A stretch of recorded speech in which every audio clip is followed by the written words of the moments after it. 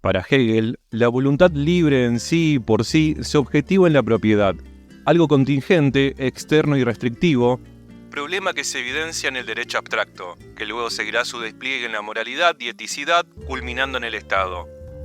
Pero, ¿es posible pensar la libertad de otra manera? Sebastián Castiñeira, en su obra Don y Reciprocidad, analiza otra lógica de abordar el problema del sujeto-objeto, del hombre y la naturaleza, el reconocimiento del otro y la libertad. Esta salida del horizonte del ser se halla en el don y reciprocidad de la cultura guaraní. Los guaraníes practican una economía del don y la reciprocidad, y esto hace a uno de sus núcleos culturales principales. Esta economía y forma de trabajo se distinguen fundamentalmente de la economía de mercado, ya que no se basa en el intercambio, sino que se encuentra fuertemente unida al carácter festivo y celebrativo de su cultura, donde prima la gratuidad y el interés por el otro. El don es aquello que surge entre el sí mismo y el otro. Es una mutua transformación con un carácter único y excepcional, que responde a un particular modo de habitar. La economía de reciprocidad es aquella que se rige fundamentalmente por un principio de gratuidad, en donde la devolución no es algo obligado ni fijado en el tiempo y en el espacio. Lo que impera es el compromiso entre aquellos que participan de la misma. Es la que se da de forma indisociable con la fiesta y que comienza con el convite, en donde circulan libremente los bienes junto a las palabras, cuyo gesto simbólico cobra expresión con las manos que se abren mutuamente. La reciprocidad guaraní se comprende desde el suscitar del yopoy junto al tecó y al tecojá. Yopoy puede ser traducido como las manos abiertas uno para otro, manos que dan, que debe ser diferenciado de nuestra concepción del trueque, ya que el yopoy se basa en la comunicación libre de bienes y de palabras. El yopoy responde a un modo de ser, tecó, estado de vida, condición, que va ligado, o mejor dicho, religado a un tecojá, que es territorio, es decir, un espacio complejo geosocial y religioso. Este territorio no es fisis antigua ni naturaleza moderna. Tecojá es el lugar donde somos lo que somos. La tierra, en esta concepción, no se entiende como un mero medio de producción o algo que pueda ser reducido a un objeto de posesión individual o colectiva y de cual se pueda disponer arbitrariamente para ciertos fines. El territorio no es solamente la tierra, aunque también es el suelo que pisamos, donde plantamos, donde paseamos o construimos. Pero el territorio hay que entenderlo como un contexto histórico, es la conciencia compartida, una compleja red de relaciones por las que el guaraní vive según su tradicional modo de ser. En fin, es el lugar donde somos lo que somos. Por esto, la tierra en este sentido es tecojá y se encuentra fuertemente ligado al tecó. Sin una, no hay la otra. El tecó y el tecojá se dan mutuamente desde su copertenencia, que termina de resolverse real y efectivamente en el yopoy, en el convite de las manos abiertas. La tierra es el soporte fundamental para la economía de la reciprocidad que se resuelve paradigmáticamente en la fiesta. Esta forma económica no es un sistema de intercambio, no se basa en el interés egoísta por acumular o sacar ventaja, sino en el interés por el otro. De esta manera, la gratuidad estaría orientada por la primacía del interés por el otro. Se da preeminencia del dar sobre el recibir. Debemos tener en cuenta que, cuando hablamos de reciprocidad, no es solo una comunicación de cosas, sino de palabras, de cantos, de relaciones personales y de afecto. La economía de la reciprocidad no comienza por la producción, sino por la fiesta, que es la distribución festiva de lo que se tiene, como don gratuito. Se produce para dar y porque se ha dado, se produce de nuevo, para que el círculo de reciprocidad no se quiebre. El don llama al don aunque no se esté obligado a él. Y tenemos que pensar en el siglo XVII, cuando se imponen las reducciones, hubo mucha resistencia al cambio de estilo de vida y de tradiciones por parte de los guaraníes. Era una resistencia al cambio de identidad y al modo de existir. Algunos hablaban de rebelión, pero quizás más que rebelión, era una resistencia para continuar con su propio modo de ser. La resistencia guaraní tiene el objeto de permanecer en su existencia, en defender su modo de ser, su estar en el mundo. Por ejemplo, la resistencia del líder religioso llamado Oberá. La economía de la reciprocidad guaraní se rige por una forma de trabajo caracterizada, sobre todo, por su carácter de mutua cooperación. Para el guaraní, ciertas actividades son casi impensables si no es en forma de colaboración común. El proceso de trabajo y de producción está no solo condicionado, sino esencialmente determinado a producir el don. Es decir, tiene en la reciprocidad, en el yopoi, su razón práctica económica. De este modo, el convite festivo es el primer y último producto de esta economía de trabajo. La economía de mercado a la que estamos acostumbrados se define como sistema de intercambio de un interés particular, mientras que la economía de la reciprocidad excede el rol del intercambio y del propio interés. El dar está asociado a la abundancia y en las fiestas se expresa mejor. La reciprocidad la podemos asociar con el gesto de las manos abiertas. Siempre se relaciona con el otro, tiene una carga semántica de cariño y de reconocimiento. La economía de la reciprocidad guaraní estaría marcada por la alteridad y la solidaridad. El don liga sin obligar. La lógica de esta economía no es la del dar y el devolver, sino la producción de un lazo, de una ligadura que se expresa en la propia carne y su exceso, la afectividad compartida.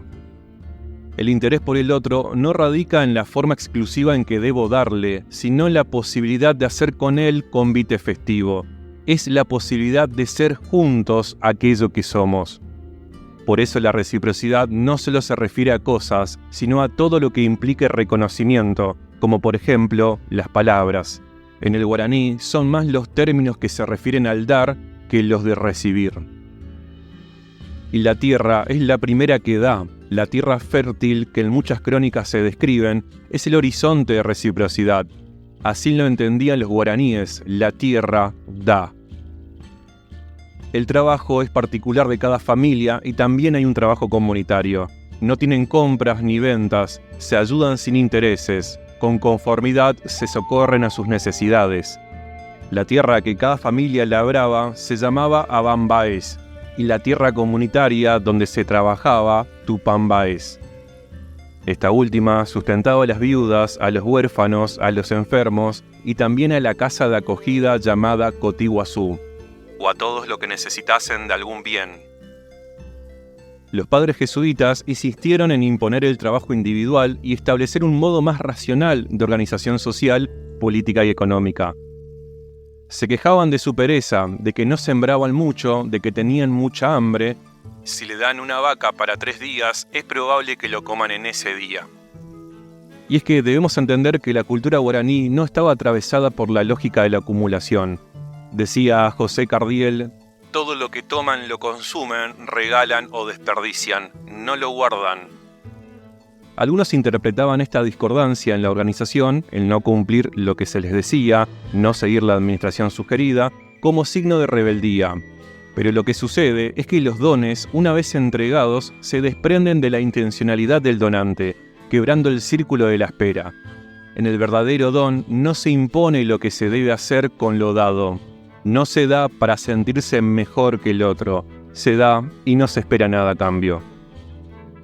Esta reciprocidad se expresaba en las fiestas, en las comidas en común, en las mesas en las plazas, en donde todos llevaban algo.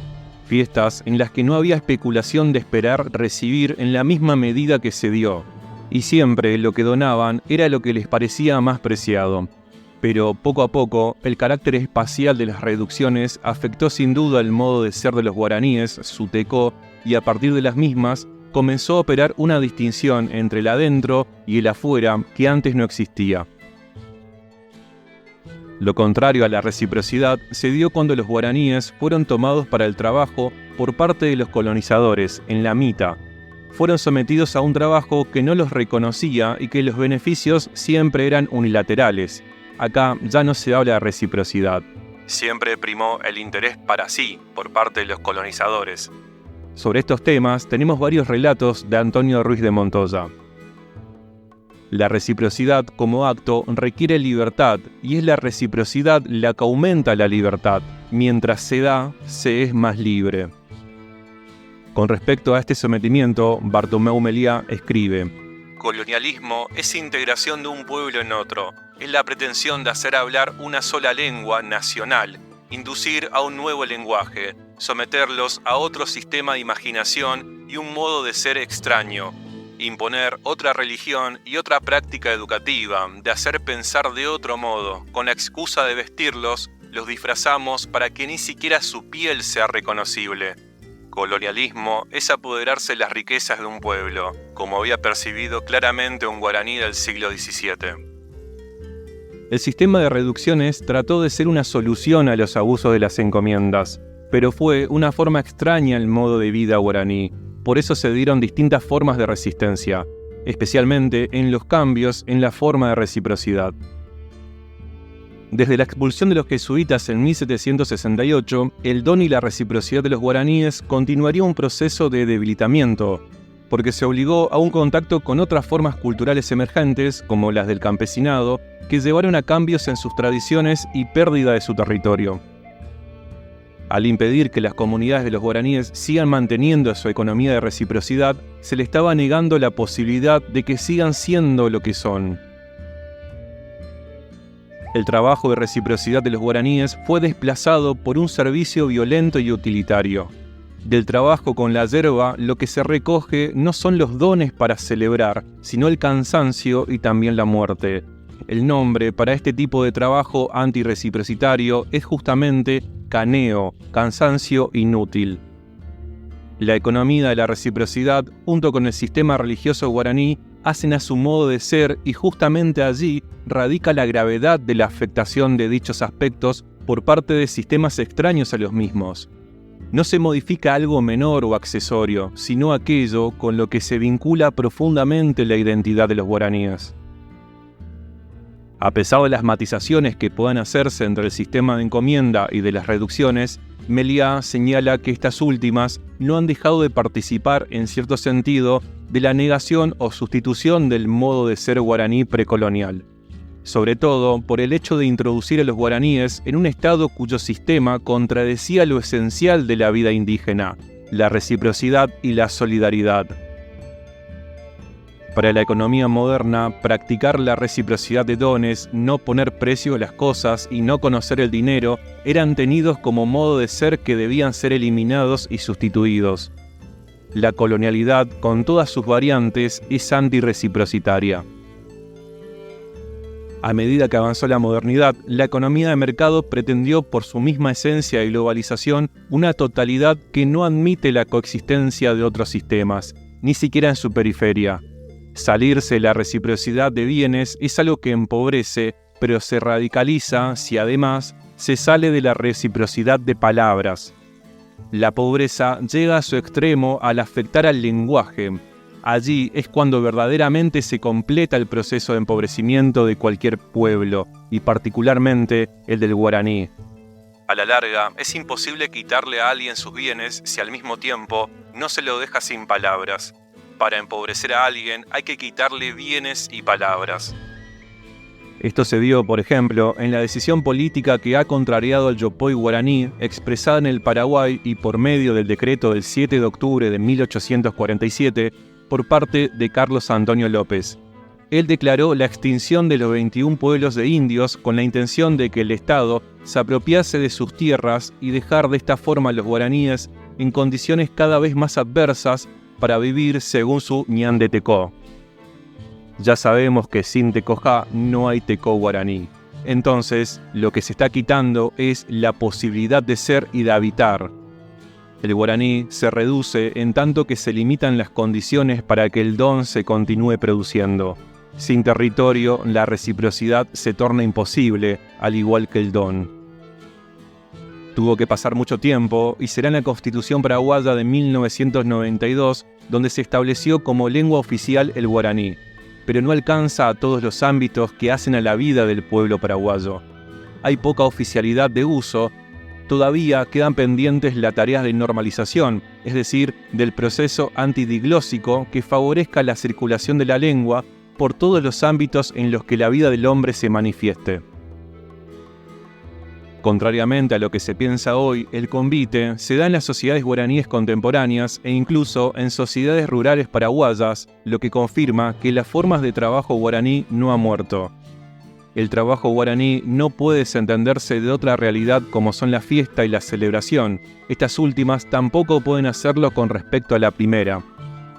El Abaticuru es seguramente la celebración en la que más marcadamente se da la interrelación entre organización socioeconómica y la religión. Generalmente, cada comunidad o tecojá tiene su celebración una vez por año. Se hace el convite a todos los miembros de la comunidad y se envía la invitación a comunidades circunvecinas. La fiesta no es solamente, como lo pensaríamos hoy, el lugar del gasto y del consumo, sino de la producción. La fiesta debe ser comprendida dentro de la dinámica guaraní como el lugar en donde se da la producción social y religiosa, además de la material. Por lo tanto, la excedencia festiva sería pobremente interpretada como el lugar de desahogo de la producción económica. Dentro de la lógica de la economía reciprocitaria guaraní, la fiesta produce trabajo y el trabajo a su vez produce la fiesta, sin clausura de ninguna sobre la otra. La fiesta no es para nada la solución que pudieron haber encontrado para el consumo comunitario de los recursos, porque la fiesta no solo consume y distribuye los excedentes, sino que ella los produce, es decir, es el episodio señalado para la instauración de relaciones de producción participativa. No es que el pensamiento guaraní sea incapaz de pensar la individualidad del yo, pero lo hace de forma fuertemente comunitaria. Podríamos decir que para el yo, el peso del nosotros es fundamental. Por eso es que el sí mismo en este contexto no es simplemente yo. El yo individual no cabe en la estructura filosófica guaraní. Por tanto, el guaraní, desde su propio pensamiento, difícilmente pueda pensarse sin comunidad. La importancia y complejidad de este nosotros guaraní al que nos estamos refiriendo se expresa también en la propia lengua. Por ejemplo, con los términos ñandé, nosotros inclusivo, y oré, nosotros exclusivo. Cuando comprendemos esto, llegamos al carácter creativo de este lenguaje que no se cierra, sino que es apertura. El nosotros no es la clausura de un grupo sobre su sí mismo, sino que permanece creativamente abierto. No es solamente reconocer al otro, sino al otro con el cual estoy en relación, y eso ocurre en la reciprocidad. La reciprocidad es un tipo de movimiento, una acción en la que opera este reconocimiento. Pero lo más significativo de esto es que este reconocimiento me hace ser yo mismo, me da el ser. Es decir, que desde el propio pensamiento guaraní, el otro o los otros no quedan fuera del nosotros.